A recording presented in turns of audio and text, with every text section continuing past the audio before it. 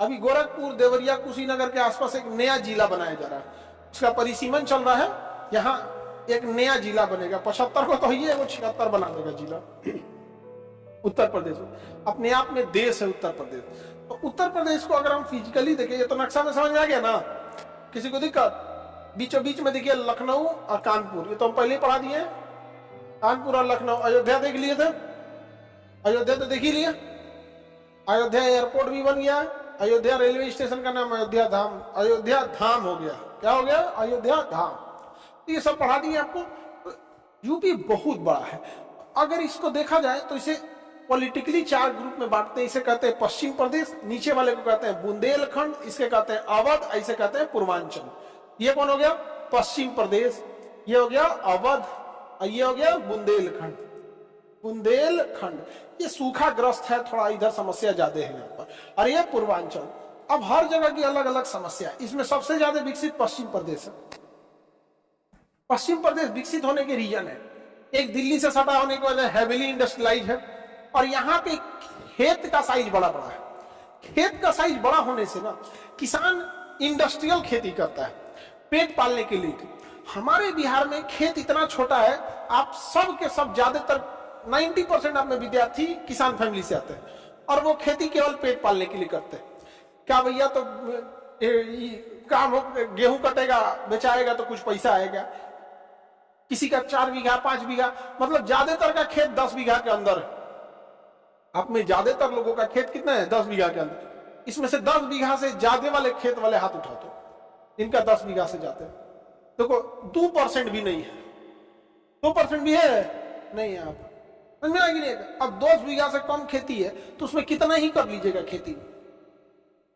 10 बीघा से कम खेती में कितना ही क्या खेती कर लीजिएगा, नहीं कर पाएंगे। और यहाँ खेत देखिएगा ना, किसी का 500 बीघा 800 बीघा 1200 बीघा ऐसे ऐसे खेत मिलेगा यहाँ पे इस एरिया में। तो बड़े बड़े आकार का साइज है, इससे उत्पादन क्षमता बढ़ती है।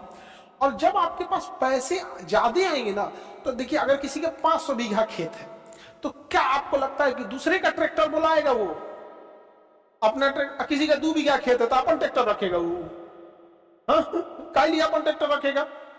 तो उनके पास मशीनरी ज्यादा है, भंडारण क्षमता ज्यादा है। अब आप बताइए, आपके पास 5 बीघा खेत है तो आपका अपन गोदाम रखिएगा, और किसी का 1200 बीघा खेत है अपना गोदाम रखा, भैया हम काहे फसल अभी बेचेंगे, हमारा गोदाम है नहीं सड़ेगा उसमें, जाओ ना। और जब समय आएगा तो बेचेंगे, उस हिसाब से उतना पैसा उतना मुनाफा लेंगे तो बेचेंगे। समझ में आ रहा है कि नहीं आ रहा? किसी को दिक्कत? आगे बढ़े। इस एरिया में ज्यादा डेवलपमेंट, इसके बाद डेवलपमेंट अवध में है, लखनऊ है, कानपुर है। सबसे कम डेवलपमेंट बुंदेलखंड। यहाँ पे चंबल की डकैती या बागी ये सब बड़ी ज्यादा होते थे यहाँ पर।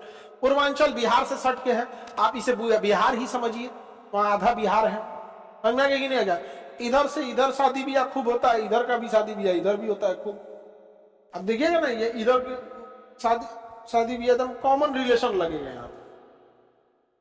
तो ये एकदम बिहार ही समझिए। यहाँ भी वही समस्या, इंडस्ट्री है नहीं, खेत का साइज छोटा है, ये इसे बिहार ही समझ जाएंगे यहाँ पे इंडस्ट्रियलाइजेशन के नाम पे। यहाँ पे बनारस ठीक ठाक है इधर, और ये गोरखपुर ठीक है, कुछ कुछ शहर है, आजमगढ़ है, इस टाइप के कुछ कुछ शहर आपको यहाँ मिलेंगे यहाँ पर। बाकी उतना डेवलपमेंट इस एरिया में पश्चिम प्रदेश के तुलना में नहीं है।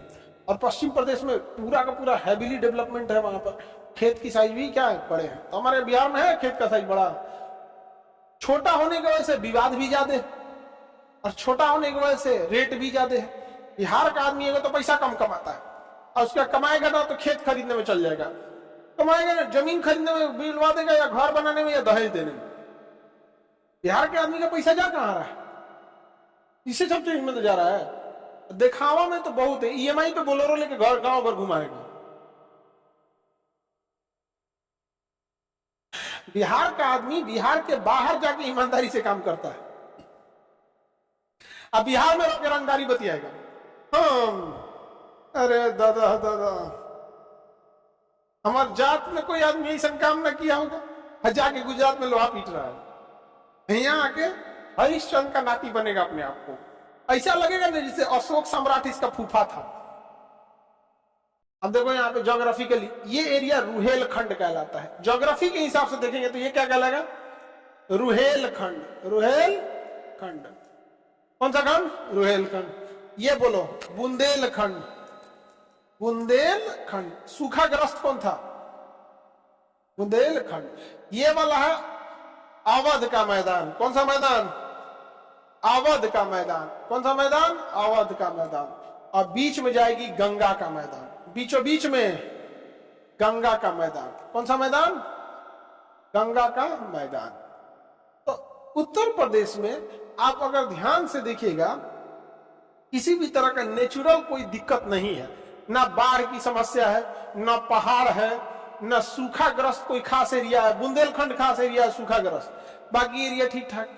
तो जब शुरुआत में सिविलाइजेशन बस रही थी, आबादी बस रही थी, तो आबादी पहाड़ पे जाके बसेगी, गढ़ा में, रेगिस्तान में, वही जगह पे ना जहां पर कोई नेचुरल दिक्कत ना हो, मौसम बहुत ज्यादा ठंड या बहुत ज्यादा गर्म ना हो, खेती इजीली हो जाए। क्योंकि उस समय आज से 200 साल पहले जाइएगा तो खेती के समय कोई रास्ता ही नहीं था, कोई रास्ता नहीं था, खेती ही सब कुछ थी।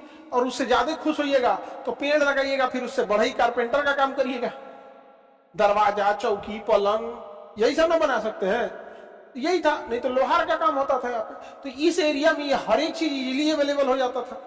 इस वजह से यही जनसंख्या बढ़ने लगी, इसी बेल्ट में बढ़ने लगी।